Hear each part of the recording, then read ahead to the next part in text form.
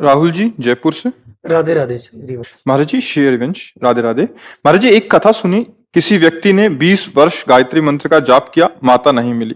फिर किसी संत से दीक्षा लेकर 3 बार जाप किया और माता प्रकट होगी। तो क्या बिना गुरु दीक्षा के नाम सिद्ध नहीं होता? कृपया ज्ञान प्रकाशित। जब जितनी हमने वाणियों का स्वाध्याय किया और संतों से मिले, गुरुमुख से मिले नाम का मंत्र का विशेष सबीज प्रभाव पड़ता है, उसको सबीज कहते हैं।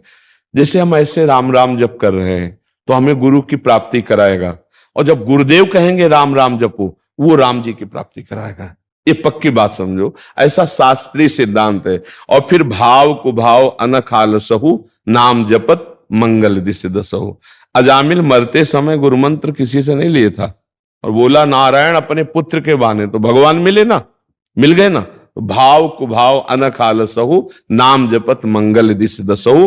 पर भजन पद्धति में गुरु प्रणाली की दी गई है कि चाहे शिव विरंच सम होई, गुरु बिनु भवनिधि तरह न कोई। भगवान श्री कृष्ण अवतरित हुए तो संदीपनी जी को गुरु बनाया, राम जी के रूप में अवतरित हुए तो विश्वामित्र जी को गुरु बनाया, वशिष्ठ जी को गुरु बनाया। तो परमार्थ के लिए एक पद्धति है। पर यदि वो, अब जैसे आप सुन रहे हैं राधा राधा रा, और आप राधा राधा जप रहे हैं तो गुरुमुख से नहीं मिला है क्या?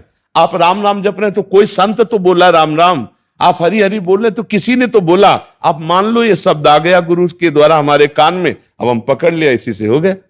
हमने तो वीडियो में आपको देखा, बस मान लिया। हमारा मतलब केवल कंठी बनाने और तिलक बनाने से बात नहीं बनती, बात होती मानने की। अगर आप ना मानो तो कंठी तिलक बांधे अपनी मनमानी करते घूम रहे, इनको परम पद मिल जाएगा क्या? अगर गुरु की बात मान ले, नाम जप कर रहा है तो सच्चा चेला वही जो बात मान ले, सच्चा शिष्य वही जो बात मान ले। बात तो माने ना, गुरु की माने ना, और गुरु को माने तो कुछ लाभ नहीं मिलेगा, और गुरु की बात मान ले तो सब बात बन जाएगी। समझ रहे ना आप? अच्छा, नाम जपने का मतलब क्या सर? मैं ये जानना चाहता हूँ कि ये चलते फिरते उठते बैठते मतलब नाम लेना। हाँ, अंदर नाम के तीन प्रकार की पहले प्रणाली जपने की। एक है वैखरी, वैखरी माने वाचिक, जैसे में से राधा राधा राधा राधा राधा राधा राधा राधा राधा, इसे वैखरी कहते हैं जब। फिर उपांश चल रहा है, फिर मानसिक। अब हमारे सामने राधा नाम लिखा है, राधा नाम चल रहा है।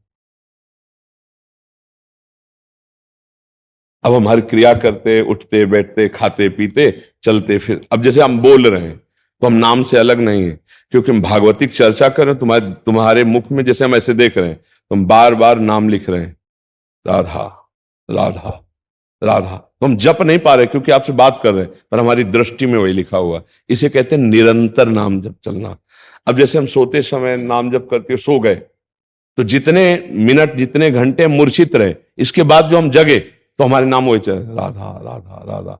तो सोते हुए भी नाम माना जाएगा कि आप जप कर रहे हैं। जैसे मरते समय आप नाम उच्चारण करो तो आपकी सदगति हो गई, ऐसे सोते समय नाम जप करे तो हमारे पता नहीं प्राण रहे कि ना रहे, जग पावे कि ना जग पावे। और जहां जगोगे तो आप देखोगे वही नाम चलता मिलेगा, आप अभ्यास करके देख लो। तो सोते हुए भी नाम की स्थिति में थे, इसलिए उसे निरंतर माना जाता है।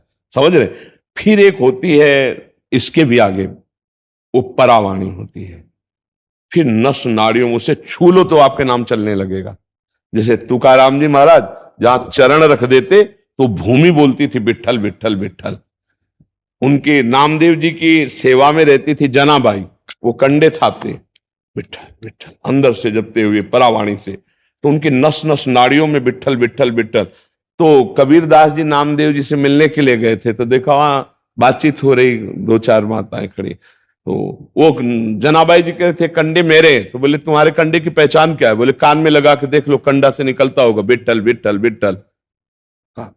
तो कबीरदास जी ने भी लगा के देखा तो निकल विठ्ठल विठ्ठल, मतलब जड़ वस्तु से नाम निकल रहा है। नाम का एक अद्भुत प्रभाव। जैसे ज्ञानदेव जी ने देखा चांगदेव नाम का एक बड़ा योगी शेर पर सवार होकर सांप की चाबुक लेके आ रहा है मिलने, तो चबूतरे में बैठे थे मिट्टी को, उसी से कहा चलो, वो चल दिया। जड़ चबूतरे में चैतन्य चलने की सामर्थ्य।